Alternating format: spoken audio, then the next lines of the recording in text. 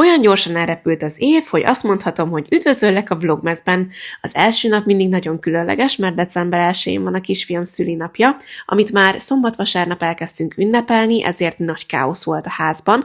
Gyorsan rendbe is szedtem, mert ma jöttek anyukámik. Nagy segítség volt abban, hogy anyósom előző nap hozott húslevest, illetve ezt a husikát, és nekem már csak a krumplit kellett megcsinálnom hozzá. Aztán Milánt le is raktam aludni, és elkezdtem a háznak a dekorálását, amit már egyébként elkezdtem korábban, viszont most tökéletesítettem szerintem. Annyit elárulhatok, hogy dekorálós videó még biztosan lesz.